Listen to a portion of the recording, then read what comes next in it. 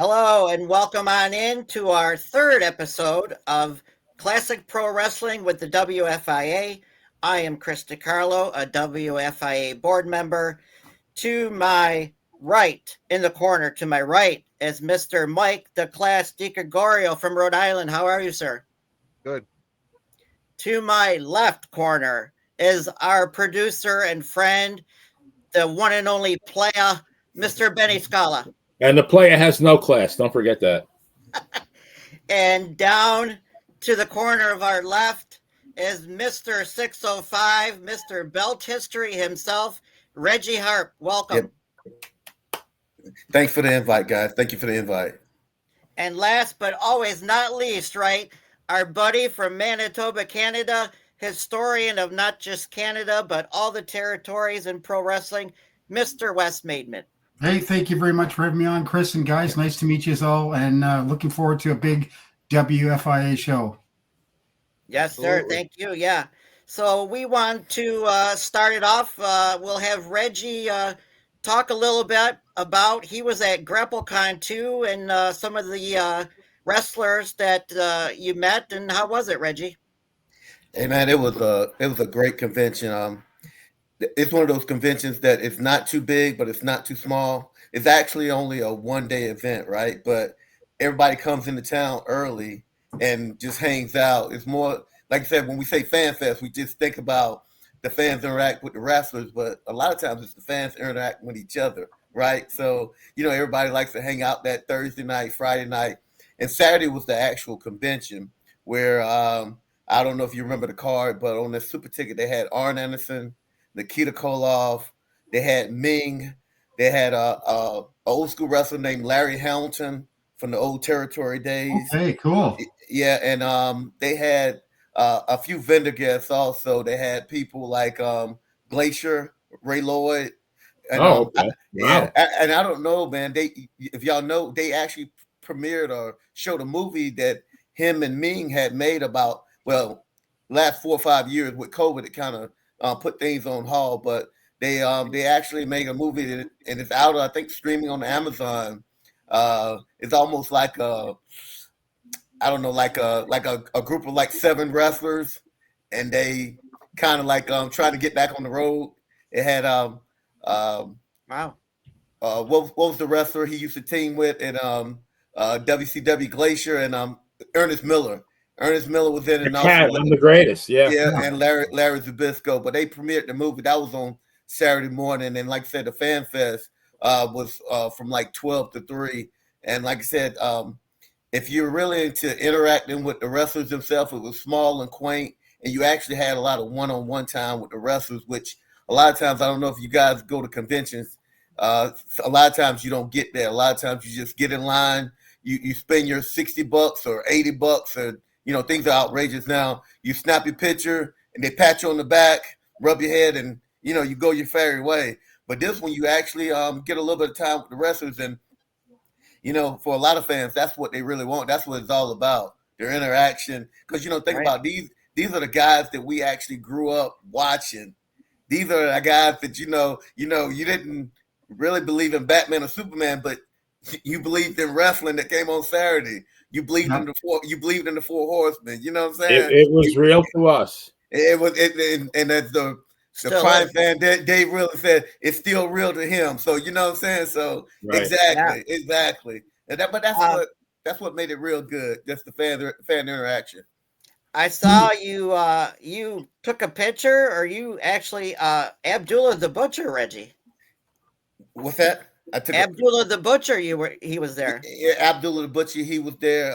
Like I said, he was his own vendor guest, and I've seen Abdullah around, y'all. It's to the point now, like I said, I'm just collecting small things. I'm not a big collector when it comes to autographs. I get them on my belts, but I have a few things that I bought, and I had a picture that Jimmy Valiant had signed that was like one of them bloody Abdullah pictures with Abdullah and Jimmy, and I was like, hey, Abdullah's here.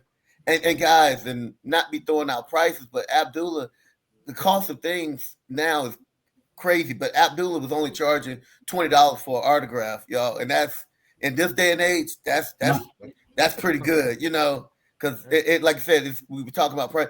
Everything's getting outrageous now. It's really crazy. I'm not big on autographs, but I'd love a picture. Yeah. Do you mind if I ask a question? Yeah, I for want to Reggie? go after Mike too, because Absolutely. he might have I the just same have a- question. So as far as conventions, how many have you attended total? Do you know? Do you have a roundabout idea? Well, I'll put it like this. Sometimes, actually, conventions, I might go to 2 to 3 or 4 big conventions a year, and maybe what I call meet and greets, when they do spot shows at like a gymnasium, I might do 2 or 3 or 4 of those a year.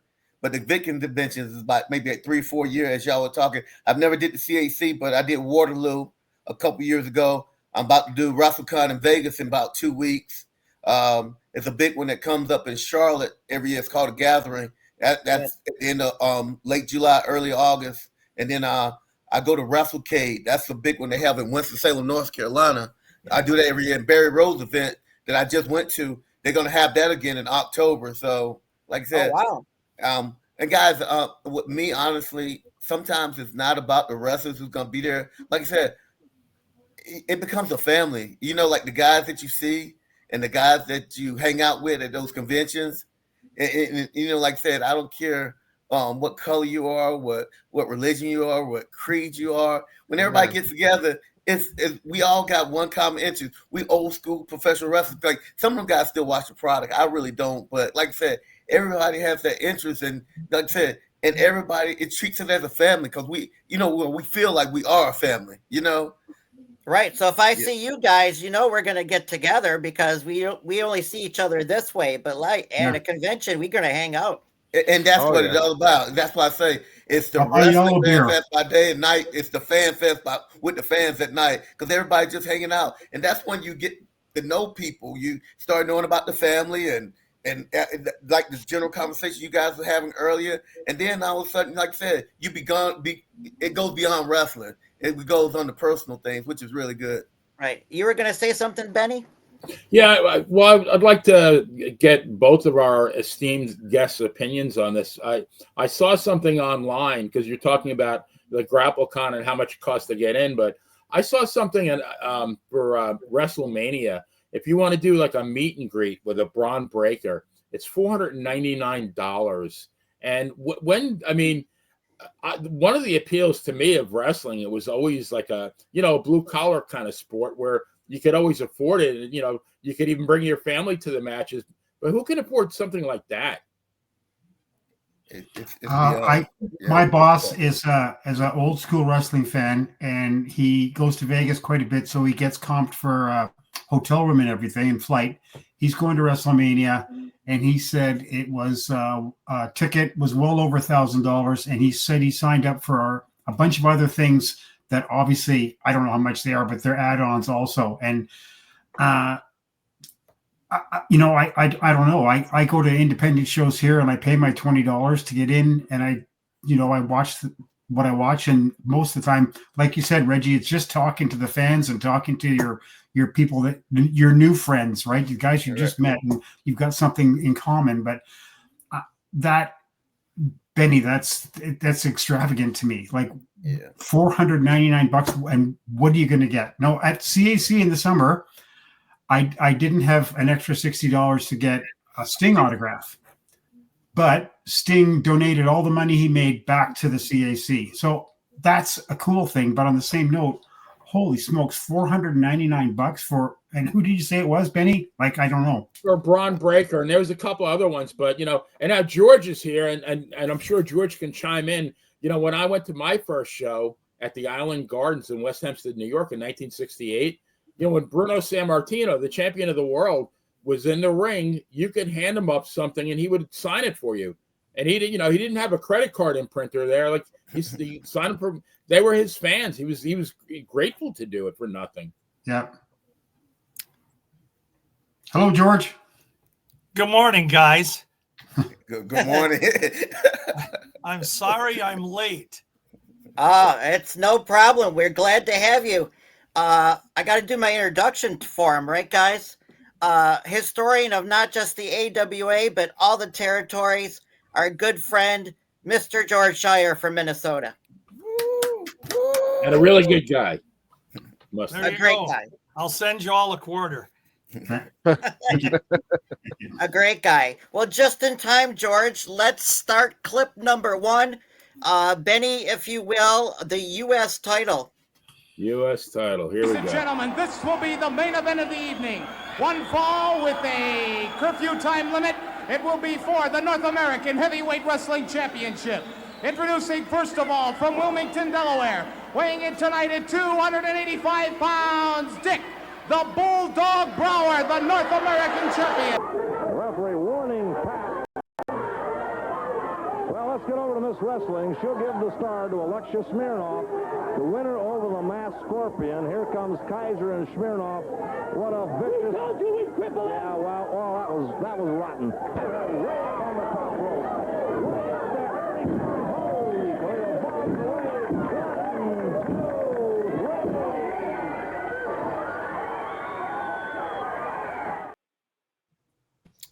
Well, guys, I'll start it off, and I'm going to go right to you, Reggie, Mr. Beltman, 605 himself.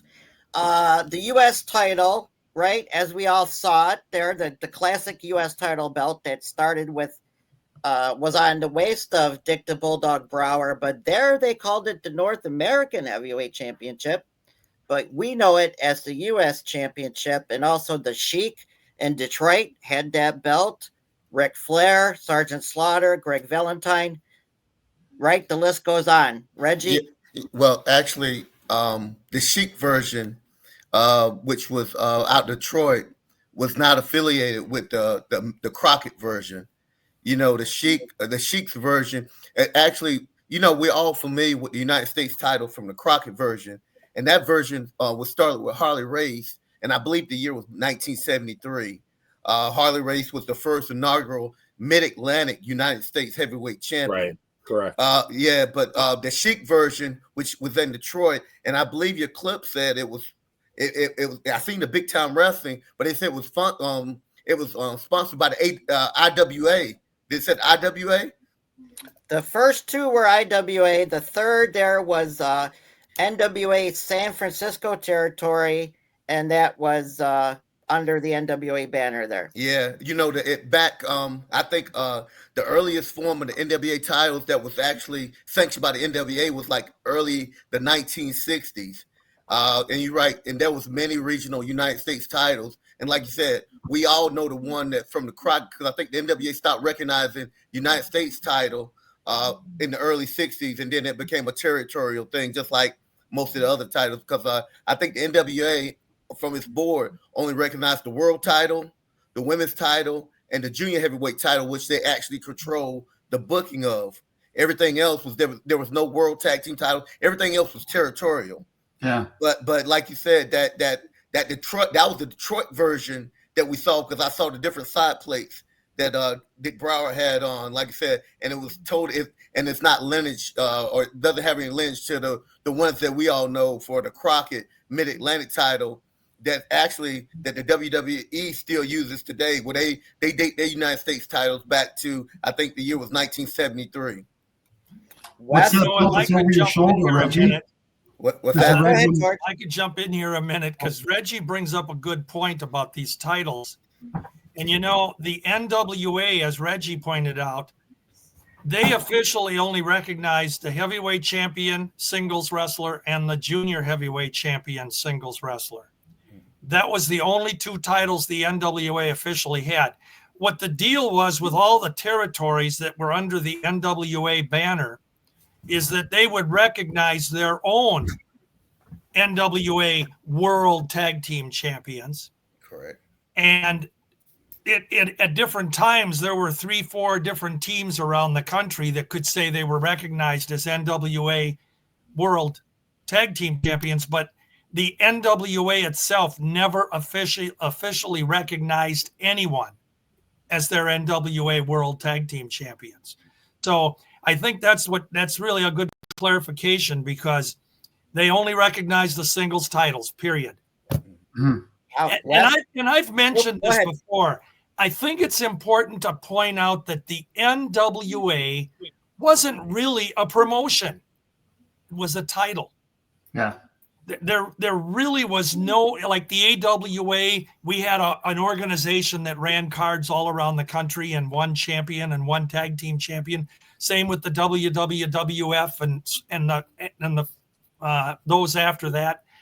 But the NWA was just the National Wrestling Alliance with a group of promoters that each year would get together and vote.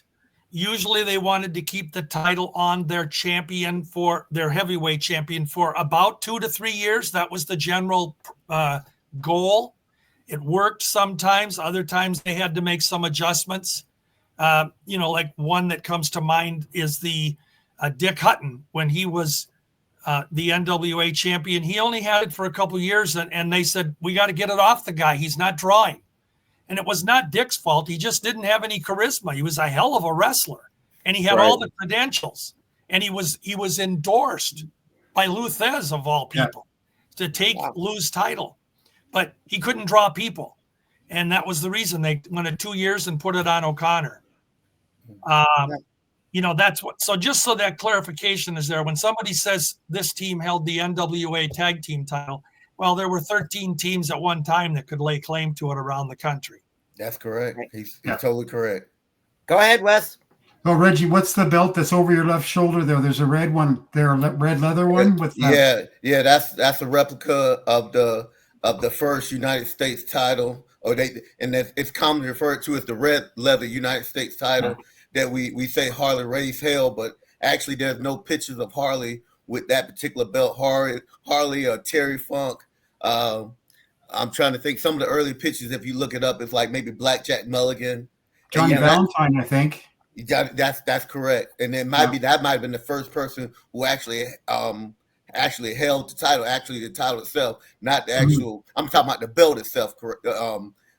Pictures of the belt, but and you see what people get confused is like Sergeant Slaughter has a replica of a red leather United States title, and what people don't realize, the first version and second version was red leather was the first version. The second version was a black leather. And if you see, the plates are totally different. They look the same, but the size and dimensions are totally different. And, I love Sarge, but he's going around. He had the belt re-leathered, the second version, and saying it's the original belt. But you can clearly, it's hard trying to tell Sarge that, hey, Sarge, you had the second version. That's not the original, the original plates. He has the original plates, but he had it re-leathered. Right. Benny, chime in. Yeah, I was going to ask Reggie, because I think Nikita and I was talking about this last night on our show, that Bruno Sammartino one time was he'd wrestled at the Garden, and I guess he wanted to get something to eat after the match. Drives to a restaurant somewhere in Manhattan, leaves his belt in his car. Somebody walks by, sees it, and lifts it. What would something like that be worth now if it showed up and it was authenticated? Oh man, it's almost like everybody heard the story about Tom Burke finding the Pedro Morales heavyweight belt at I call it a pawn shop, but he said it was I don't know another name for a pawn shop, but those belts now, and if they're authentic, can go anywhere from $10,000 up to whatever the collector is willing to pay. George, you remember a few months ago I showed you some collector in Japan that had the AWA title. Somebody said he paid Nick Bockwinkel over six figures for that belt. Wow. And the thing is, I wouldn't totally doubt that, because I know at the end of his it was way after his wrestling career was over, but Nick was looking for money. Oh, really? Let's just put it that way. And he was selling stuff off, so it wouldn't surprise me. I want to mention that Bruno Sammartino incident that you brought up, Benny. I seem to remember, and I'm not saying this is factual. It'd be something for all of us to think about as historians. I seem to remember that belt did show up, the Bruno belt that was stolen from the car after that story broke, and it was a while after. Wasn't it dumped in a mailbox or something? No, that's the AWA story for Vern's belt. But the Bruno belt, now you got me curious because I'm going to be going through stuff here. I think that belt was found, but it was destroyed. I mean, it was a mess. Yeah. And if I'm wrong, that's great. We'll get it corrected. Sure. And then Wes, the one you mentioned, that was Vern Gagne's, the original Police Gazette belt. Okay. That he had been using as AWA World Champion. It was on a ringside table in Davenport, Iowa in July of 74. On the ringside table during a match, some goofball ran up, grabbed the belt, and right out of the building. I mean, you tell me how weird that is. Yeah. You know, if it wasn't planned, I mean, this kid or guy, whoever it was, he had to have been anticipating this. But anyway, the belt was then, after it was reported stolen, etc., and it was later found in a garbage can with the jewels that were in it taken out. And I always laughed at that story because the guy that took it showed he was even a bigger moron by not keeping the belt and keeping it intact, you know? Yeah. And 50 years later, look what I have. I mean, not that would have made it any more right. It would have still been wrong, but what a moron, you know? But the belt was destroyed. Vern got it back, and he did have it fixed, but it was nothing near what the original AWA belt was. And that was the reason that when Nick Bockwinkel won Vern's title in November of 75, he didn't have a title belt for the first couple months. There was no belt. And he'd come to the ring, recognized as champion, introduced, etc., but no belt. And then that's when the famous, as they call it, the inmate. The inmate. The inmate belt. I was thinking prison, Reggie. Yeah, the inmate belt. Vern had the belt made by a prison in Denver. Yeah. I believe it was Denver. Yeah. And that was the beautiful belt that Nick wore for the remainder. And then, of course, we know the debacle on that one when Stan Hansen took it and ran over it with his pickup truck. So, you know, title belts are fun, man. Yeah.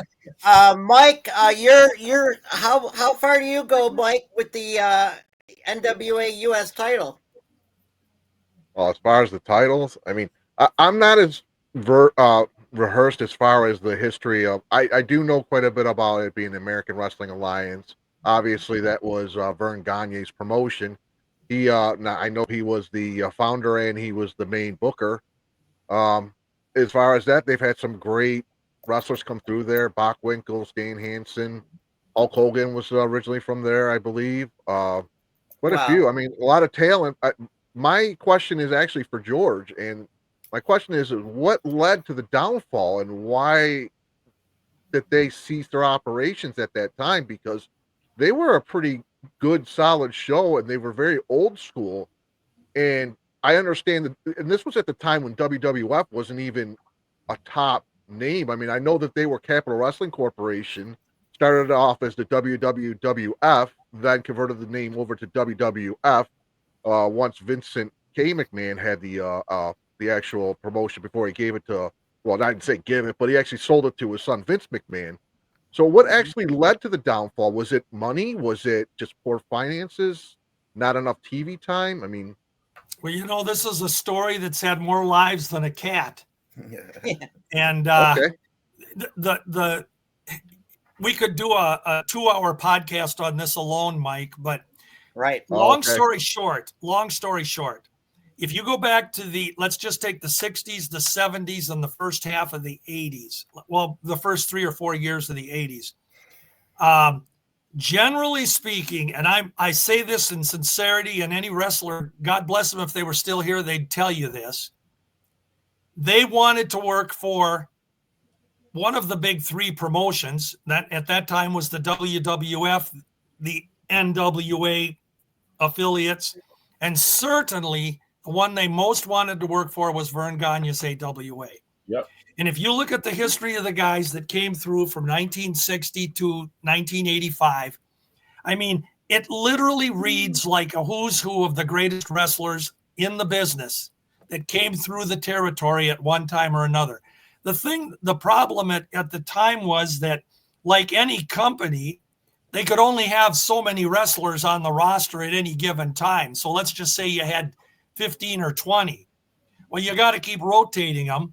And that's the reason, the guys would come in for a year to 2 years, and then they'd move on to another territory. They might come back later on for a spell, and we always had our mainstays that were here, that all the storylines and angles were built around. Vern, of course, Crusher, Larry Hennig, Mad Dog Vachon, Nick Bockwinkel. Those were the mainstays. Bobby Heenan played in there. Question for you. Answer your question.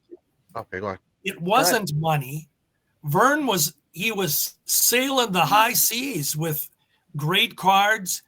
He created Hulkamania. Anybody out there that wants to come out and say that Vince McMahon started Hulkamania, they're lying through their teeth, because Vern created what the Hulk was before he went to Vince. Yeah. And when to be honest with you, when Hulk was first in the WWF, Vince Sr. didn't know what the hell to do with the guy. Right, exactly. And literally, he was going nowhere, and he came to Vern. He got some training. He got some interview work. Bobby Heenan, Greg Gagne, and believe it or not, Nick Bockwinkel, they worked with Hulk Hogan to get that character out of him. I mean, before that, Hulk came on an interview and he couldn't put a sentence together. And he had Johnny Valiant as his manager when he first came here because of that. Johnny Valiant, you know what he could do. If you remember Johnny, I mean, that guy was genius on the mic. What a mouthpiece. So he was the mouthpiece for the heel Hogan, but the fans cheered Hogan. He was big, blonde, 6 foot, 100 feet tall, Yeah. And they cheered him. So Vern got rid of Johnny Valiant, turned him to a baby face, and got him in, let me tell you something, brother. And he went on the routine. Right. So the long story short, though, is when Junior Vince came out and decided he was going to take over the world, when it happened, you guys, none of us believed it was going to happen. We didn't think he had a snowball's chance in the proverbial hell. But the deal was that he had a vision, and he was 33 or 34 years old. He was going to do it, and he was willing to go completely broke in doing it. He talked Hogan into coming with him, took Hogan from Vern. And, all the stories about Hulk Hogan leaving and Vern not keeping him and Vern not putting the title on him, you got to sit down and you got to put it all together, because there's so many little pieces to that puzzle. But the bottom line was, Vern had intended to put the title on Hogan in April of 80. Got to get my year straight here. April of 84-ish, 85, or 84. 84. But it couldn't come together. And Hogan was in Japan in December of 83. He got contacted by Junior Vince. Come and work for me. Tell Vern to go to hell. I'll pay you to not show up. That's what he did. And that started the war that changed wrestling forever, because in the wrestling business, Wes knows this. I know Reggie does. And Benny, I know you do. Chris, you probably do too. They didn't have contracts in the wrestling business. You came to work for me as a promoter. We had a handshake. This is what I'm going to do with you. This is the matches we're going to put you in. This is what we're going to build around you. And when it's time to go, you'll go your way. I'll go mine. That's the way the business ran. Hogan changed it. Vince changed it. And when he started putting all these contracts together, well, of course, he leaves Vern, and he picked on Vern more than any other of the promotions, because Vern had Hogan. Then he took Gene Okerlund, and Hogan went. And when he went, he said, I want David Schultz to go with me. Right. David Schultz was his number one enemy here in the AWA, Hogan's. It was his number one opponent. But they were friends, and he wanted Schultz. Next thing you know, Bobby Heenan is gone, Jim Brunzell is gone, and Vince is just telling all these guys to come. And before you know it, it got to the point with the AWA where anytime Vern brought a guy in, he'd build a card around him and the guy would disappear.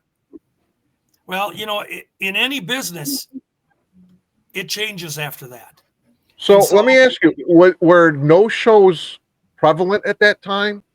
Where guys would just know it not wasn't? up to that point. No. No. Okay. No.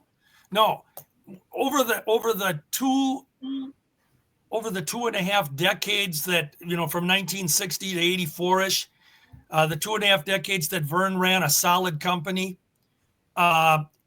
if he had a no-show, it wasn't because the guy didn't show up because he left the territory or anything like that. It was because the guy either was legitimately sick or they worked some angle around it and he was going to no-show for that reason, to build a story.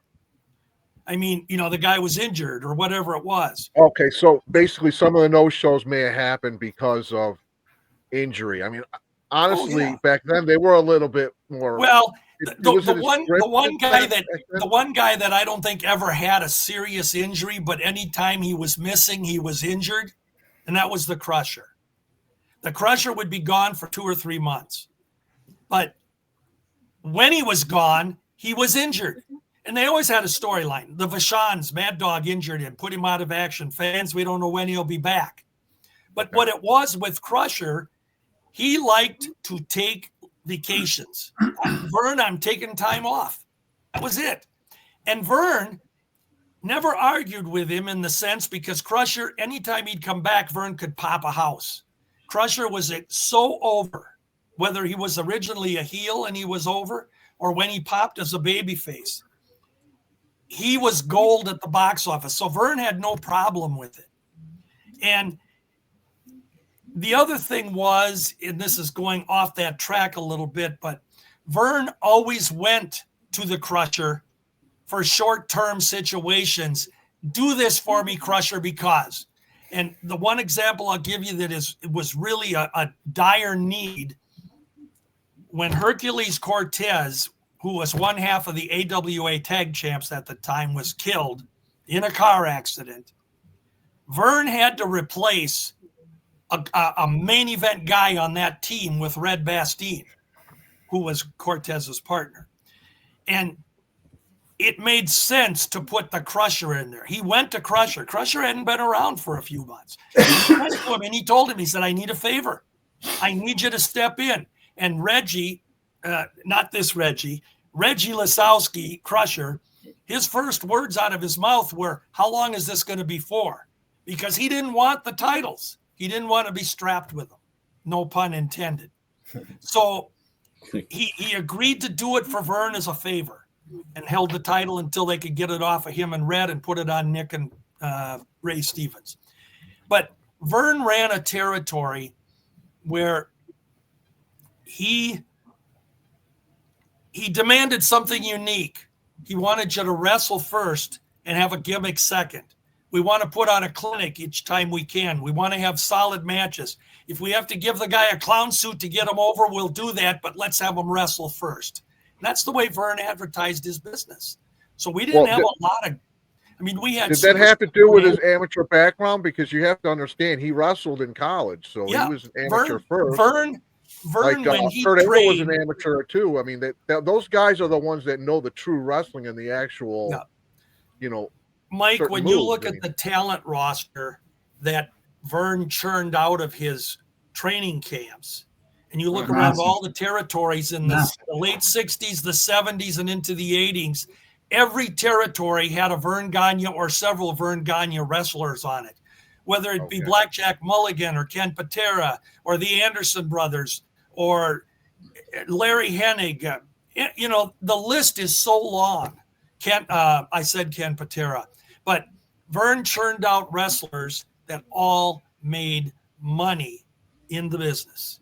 And they did because Vern trained them first to wrestle. And Vern used to do something unique. Take them out to his old barn here in Minnesota, cold barn. He didn't have any heat in the thing with a light bulb hanging from the ceiling over some grungy old ring. And he'd have the guys beat the crap out of each other. And I swear to God, he never told him it was a work. He wanted them to learn how to work, learn how to hurt, learn how to feel pain. And he did this because he said, this is what's going to make them a real deal. They're going to like this business or they're going to leave. And Ole Anderson, when he left Vern's camp, he was Alan Rogowski out of Minnesota here. Rock Rogowski. He debuted. He was here for a year as Rock Rogowski. Mm-hmm. The very first night that Al Rogowski was going to make his AWA debut, that was the night that Vern told him who's going to win the match that night. Wow. And Rogowski, he's told that story. He said, Vern told me the night of the match that so-and-so was going over. What do you mean he's going over? Well, this is what's going to happen, and you're going to work a match. Vern didn't tell the guys it wasn't real.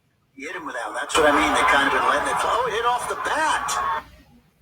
So, and we've heard that story so many times that the guys were training, quote, beating each other up, and they were probably ring ready, but they were just getting closer and closer and closer. And then, guess what? Tonight,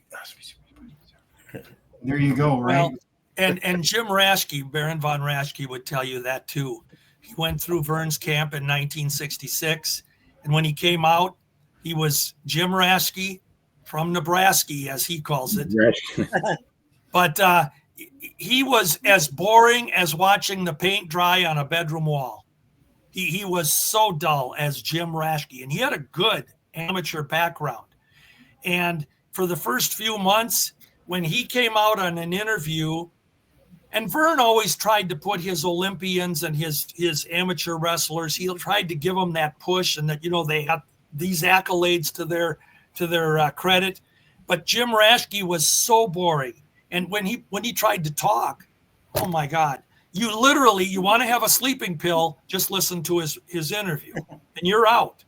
Well, when he went with Mad Dog up to Canada in 1967, and the dog turned him into this German heel, Baron von Raschke, and showed him how to do an interview, and he got, his fake German accent. But the Baron was a different character. And I still laugh today because when I see Baron, and the last time I saw him now was a couple of months back at Al Darusha's memorial service, it amazes me how Jim Raschke is such a soft talker, and you sometimes can't even understand him. He talks so low, and he's just so low key. But at an instant, he can turn on the Baron, and that's all the people need to know. Yes. I mean, I'm not trying. I can never imitate him. The guy's a classic. But I mean, I do that to emphasize that he knew how to put it in and take it off. Hey, George, could you tell the story how they were talking about the AWA and at its height? Tell me the story about, wasn't Nick Bockwinkel offered they was going to put the NWA strap, but he made just as good money in the areas. Could you talk a little bit about that? Yeah. Oh, wow. In 1996, I was doing a taped interview on my deck here at my house with Nick Bockwinkel. We were doing the interview. Do you guys know Scott Teal, who does Goldwire Press? Yeah. Okay, yes, At the time, Scott was doing a semi-regular publication called Whatever Happened To, with a question mark, and he'd have a wrestler in that blank. Well, I was doing an interview with Nick for Scott. And Nick sat out here. We had even a beer. And Nick told me the story that when he came to the AWA for starters, when Nick came here in 1971, Vern wanted to put the title on him. He told Nick that I'm going to be eventually slowing down. I'm going to need somebody to transition to, and you're going to be the guy. They were friends. So it took him 5 years to do it because Vern didn't put it on him until 75. And part of that Hercules Cortez story I mentioned is one of the reasons why it took that much longer. But anyway, Nick told me, he said, he was offered from Fritz von Erich when Fritz was president of the NWA at that time period to take over the NWA title if they would put it on him. So Nick said, I take a pad of paper. Now you got to remember, this is in the 70s now. Nick says, I take out a pad of paper and I got the pros and I got the cons. And he said, I list in there all the travel that Harley Race is doing, and Harley was wrestling, and Nick chuckled when he said this, but it is true. He said, Harley's wrestling 369 days a year, and there's only 365 days in a year, but he's doing matinees, one in the afternoon. Double shots. And double, traveling all. He said, Harley is never home. And the NWA champion, guys, remember I said the NWA was just a champion. So he's in Los Angeles tonight. He's in Australia tomorrow. And then he's up in Winnipeg or Toronto. Then he's down in Hawaii. Then he's in, it was crazy. And Nick says Harley was making $250,000 a year. Now, I don't know if that's the actual figure. That's what Nick threw out in 1996 that Harley was making in the 70s. And Nick said, and that's what I was making with Vern. And I was wrestling 6 months out of the year. Yeah. And when he says, that doesn't mean he just wrestled 6 months, but he would wrestle the whole year, but he'd have 2 or 3 days off a week, in a given week. And you could take, a week off here and there. And he said it was a schedule where I could be home with my wife. And Harley never even knew what his wife looked like, and he never met his kids. He was teasing, of course, but that's what it was. And that was the reason that Nick said, forget it. I don't need that when I got the same amount of money that Harley's getting, and Harley's putting in a lot more work. George, as a person who likes to look at stats and look at all the results and things like that, because that's my bag. It's mine. It's mine. Yeah, it's yours too. And I've put something. I'm going to be posting it probably tomorrow. A little bit of I think it was March and April of '75, and there was the AWA schedule, and in maybe what could have been 8 weeks, there was probably 15 matches, 20 matches at the most, and but then, like as you said, you look at the NWA champion who's going every night and traveling all over the place. It's one of the things that the AWA stood for, was that the insiders knew that I'm going to get paid good. I'm going to have time off, heal injuries and what have you, stuff like that, right? One of the things that most wrestlers would have told you during that era, and like I say, again, I wish so many of them were still here, but they wanted to come to the AWA because, number one, it was a lighter schedule than most other territories offered them. You take a guy that would go down to work the Florida circuit, and it was a booming territory, and it was a great territory to work in. But you literally were working 7 nights a week. Mm-hmm. You'd be in Tampa one night, Miami, then Palm Beach, and then Miami Beach, and then Fort Lauderdale, and then Tallahassee, and then let's start the whole thing over. And they would, because they ran weekly shows. Yeah. If you were down in Texas, whatever part of the Texas circuits, Texas had like 5 promotions within the state. You had the Von Erichs with Dallas and Fort Worth and some spot show areas. You had the Houston area with Paul Bosch. You had Corpus Christi and San Antonio, and you had the Lubbock area with the Funks, or Amarillo with the Funks, and Lubbock was Nick Roberts' promotion. But anywhere you wanted to go up and down that state, you'd never have a night off. And, the guys that worked in the Mid-South for Oklahoma, Louisiana, and all around that circuit, oh my God. And it would be 600-700 miles from this card to that card, and they would drive.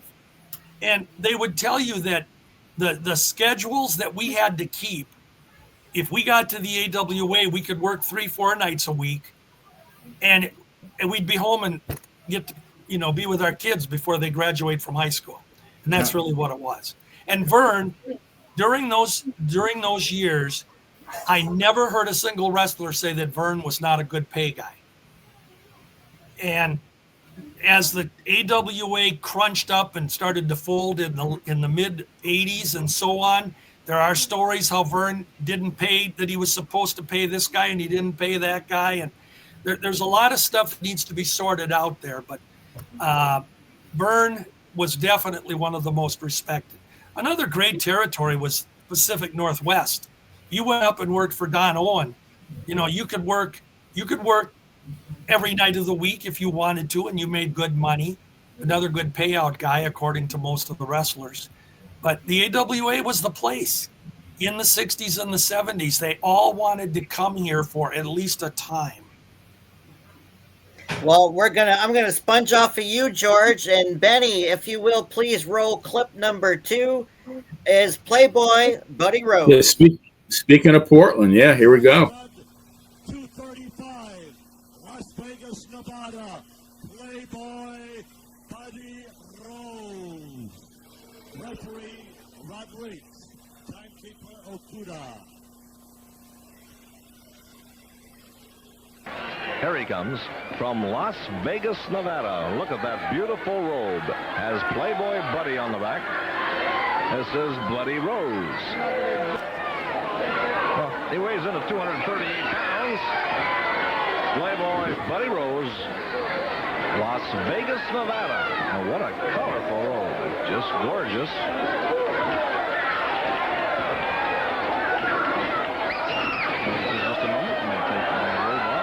Ladies and gentlemen, the next event will be one fall. Introducing in this corner, 248 pounds from Las Vegas, Playboy Buddy Rose. His opponent in this corner, 242 pounds from Houston, Texas, King Parsons.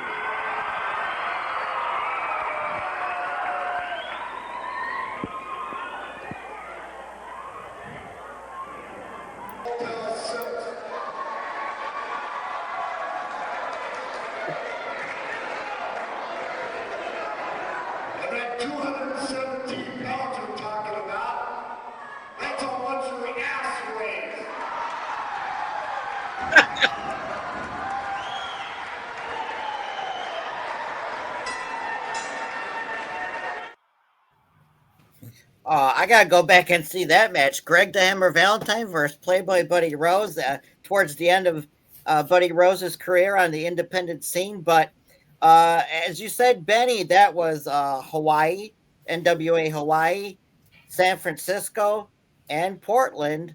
And of course, we knew he showed up, right? Toronto's Maple Leaf Gardens, Wes, and he was into WWF as well. So some classic action with Playboy Buddy Rose.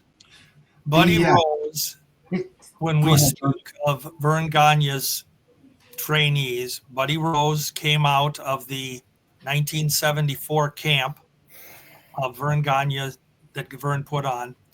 And he was, of course, Paul Pershman out of Minnesota here. He was a buddy of mine. Didn't know him really well in those years, but we were friends at the matches. And he was enamored with the heels. Paul Pershman was just an average size guy. He wanted to become a wrestler. Vern, I'm going to tell you right now, Vern didn't want to train him at first. Vern didn't think he had it. And then Paul, he was persistent. And that's what impressed Vern at that point. You know, Vern wanted you to show that you wanted to do it. And Paul Pershman kept showing up, and Billy Robinson was one of the trainers with Vern, and Billy punished Paul Pershman badly, let me tell you, because Billy, that was his job. Vern said, we're gonna make him or we're gonna break him. Yeah. And that's what we wanted. Well, Paul became a pro wrestler. He worked for Vern for, probably half a year or so after that, maybe a year and a half, maybe a year. Right in that, I'd have to look. But one thing is big claim to fame, which most people will find a little bit of trivia here. The night that Vern lost his AWA title to Nick Bockwinkel in the St. Paul Auditorium on November 8th of 1975, for some reason, Bobby Heenan wasn't there that night, Nick's manager, but Bobby Duncombe was his second. And of course, Bobby was also managed by Heenan at that point. And Greg Gagne came out as Vern's second. The special referee assigned by Stanley Blackburn of the AWA was Paul Pershman. And Paul was the one that raised Nick's hand at the end of the night. And the rest is history. He went to Texas right after that And if my memory serves me correctly, usually it does, except when I'm trying to remember if I ate lunch or not. I think it was Terry Funk that gave Buddy Rose the name Buddy Rose. Oh, wow. Okay. Oh, I didn't know that. Yeah, I'm fairly certain I've got that in my records that Terry Funk was the one that dubbed him Playboy Buddy Rose. Wow. Go ahead, Wes. Yeah, I like the heels. I was a heel fan, and it's nice to see a guy that what you perceive as a fan as a chubby, out of shape kind of guy, flipping and flopping and doing what they should be doing. Buddy Rose was great at that. I always enjoyed him. Seeing him back in the day when I was tape trading, or when he did eventually come into the WWF as a much heavier guy. One of the times he was in Toronto, they used to hire some good-looking women to accompany him when he was in the WWF. And one night he showed up at the Gardens, and I was like, oh my God, I looked up, and I was like, there was a very famous peeler who worked the Toronto area. And I don't know why I know that. I don't know. But she was one of the ladies accompanying him. And she was gorgeous. But it was like Adonis. When Adonis started putting more weight on, he could still move and he could still do all the things that he basically had to do. And it was always nice to see, like I said, as a fan, standing back thinking, oh, look at that big fat guy. But they could do it all. And it was great to see it. And Rose wasn't partial to not bleeding, which was good for a heel. And he paid his dues, George. Definitely paid his dues, right? Well, and the thing about Buddy Rose, too, the weight thing, he struggled with weight. I mean, if you see very early pictures of him, I got his earliest publicity shot. And I mean, if he was 200 pounds, I'd be surprised. But Buddy struggled with weight. He had diabetes really bad. And the weight kept coming on, and he was struggling with his diabetes. And then eventually, I'm sure it was just too much for him. He started using it as the gimmick. The weight was the gimmick. Yeah. They'd introduce him at 271 pounds, and he'd get on the announcer that I'm 217. Yeah. As he would be eating a chocolate candy bar. Okay. He started using it as the gimmick.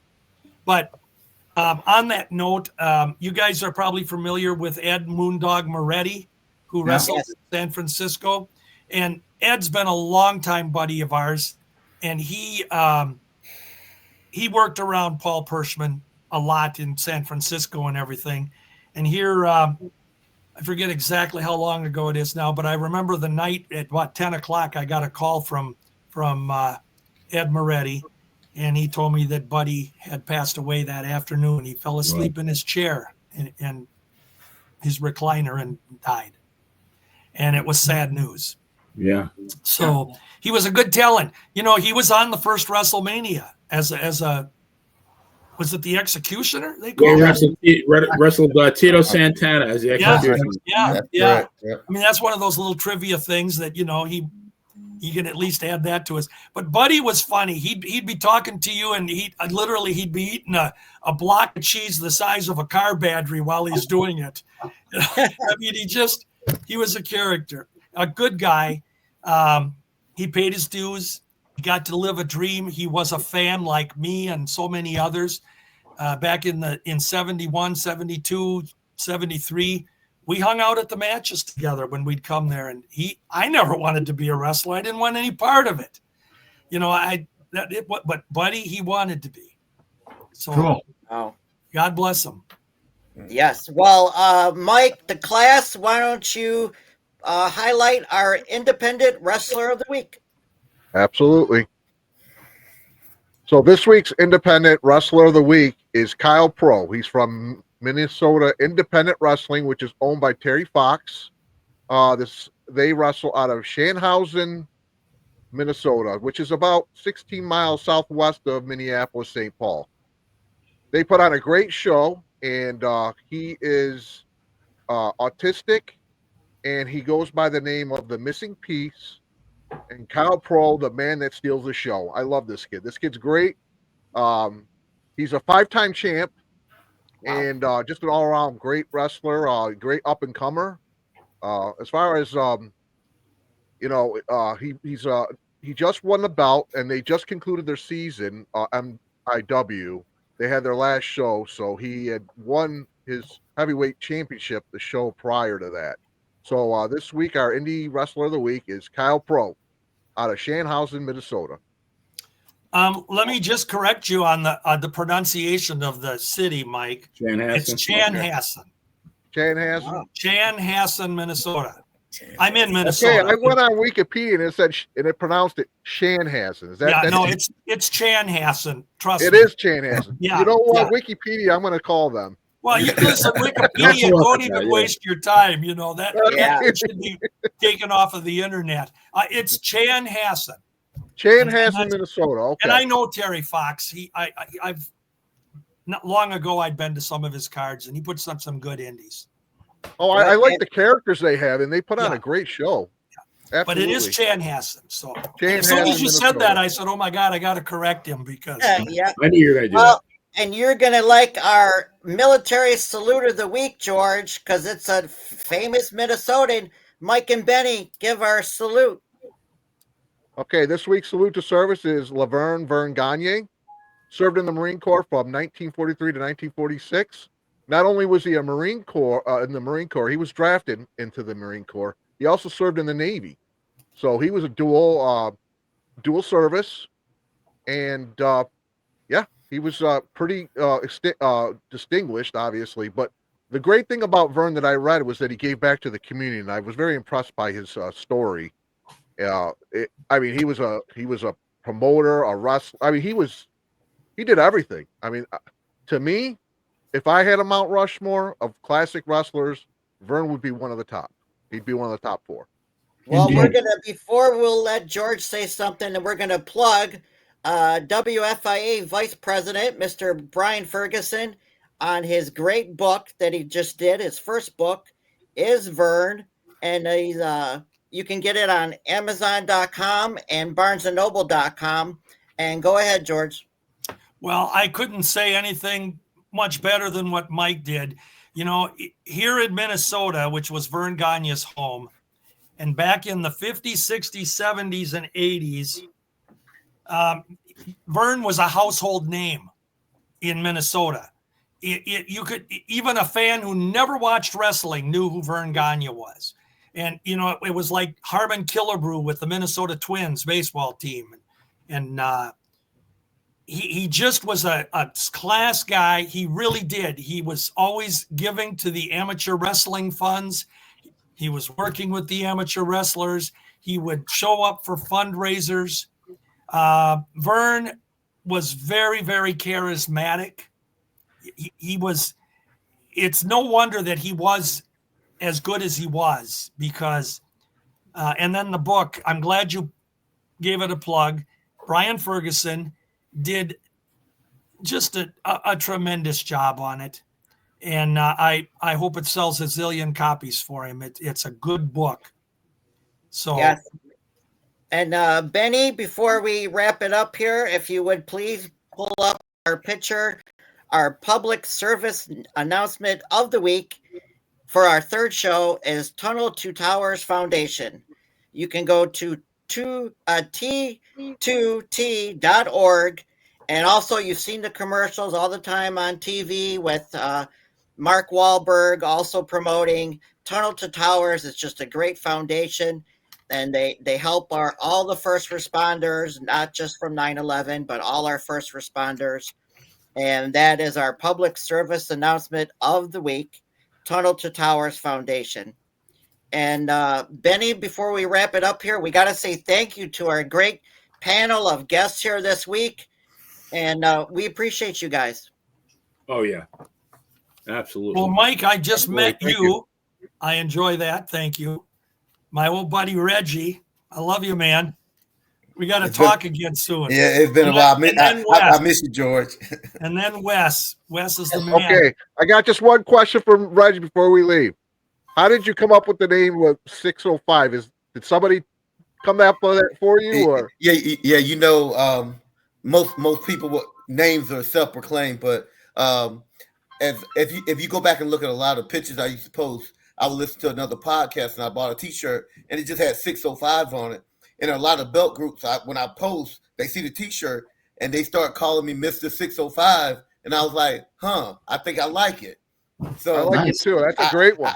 I ran with it and started putting on my T-shirts, and hey, the rest is history. Hey, Chris. Okay, I look around here and I see this one and only Play Scala and the Class and Wildman and 605. You and me, buddy. Where's my authority name?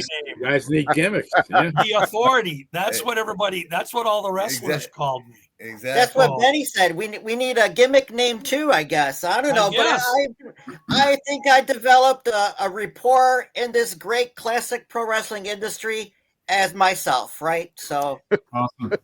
The son of Nick DiCarlo. I wish. There you go. Wasn't it Yvonne DiCarlo? Yeah. Well, that would even be better. Yeah. Well, guys, we appreciate you. We thank you for coming on. And of course, we'll have you back down the road. And Benny, why don't you take us out for this week? Next week, special guest, Mr. Pat Tanaka. We can't wait for that one. That's one of my AWA guys. Yes, indeed. So we'll see you next week. Thank you. Thank you. See you next week. Care, Thank you. All right.